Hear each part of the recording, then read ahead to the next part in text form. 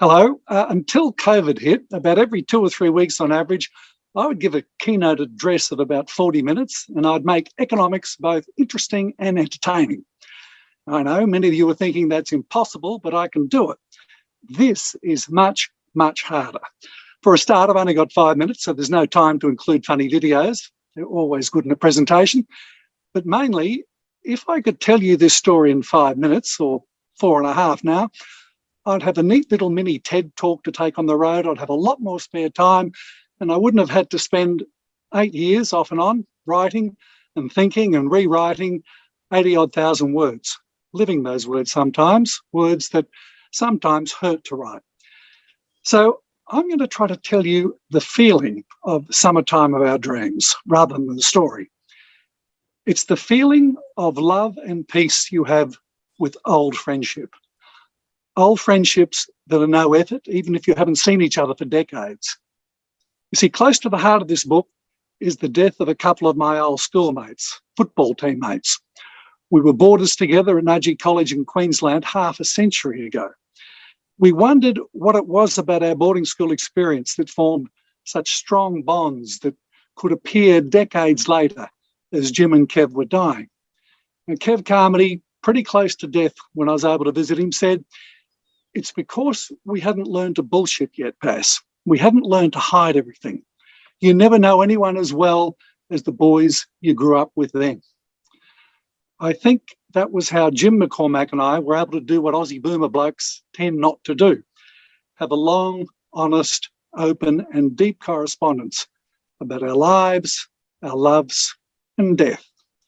And that correspondence started almost by accident. It was an email to Jim and his wife. I signed off, "Love, Michael." Now, tough old country rugby players don't do that. It was easier because Jim and Sue shared the same email. And that started a process that broke the usual pattern of blokes' conversation about sport and politics and nothing, while hoping your dying mate senses that you're there for him. But you do love the 13-year-old you met in 1969.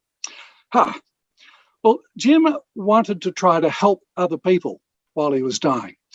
He wanted people to know that dying was okay, that death was harder for the living than the dying.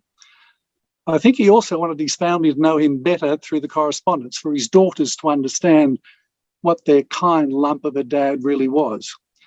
And that's another feeling of summertime of our dreams.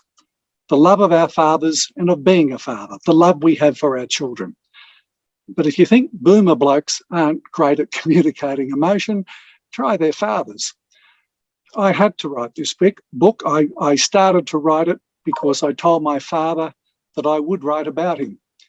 He was my personal hero, a country cop, a good, strong man who helped people. And I was trying to tell Dad how much I respected and appreciated his story. I don't think he ever fully knew how much his children loved him. He didn't know he had actually achieved more than I think we now can in allowing us to have that summertime of our dreams childhood.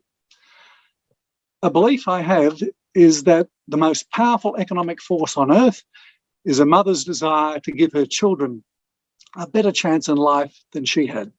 And that was certainly my mother, her determination for her 6 kids to have the education she was deprived of as a girl in the Depression. So there's also a feeling of recognition and gratitude for our parents in this book. And the feeling for this land beneath us, the spirit and palpable strength of this continent, the bush my father and Jim loved. I want you to have the feeling of wanting to touch a gum tree. I want you to feel our ghosts. And there's the feeling of driving a car, the way cars were so important to us, still are, especially if they're Alfa Romeos in my case. A lot of us boomers can recall the scrapbook of our lives by running through the cars we had at the time. I want you to take a 1,000-kilometre drive with me, moving through country. And there's other stuff as I begin to run out of time. There's statistics of death in my own dance with cancer and chemo. I finished treatment for one of the lymphomas 2 years ago this month. 2 years in remission mean my expected longevity is back to that of my peers. So I will be around for any book signings you want to organise. around to perhaps appreciate beauty in life more than I did. I hope you feel it too.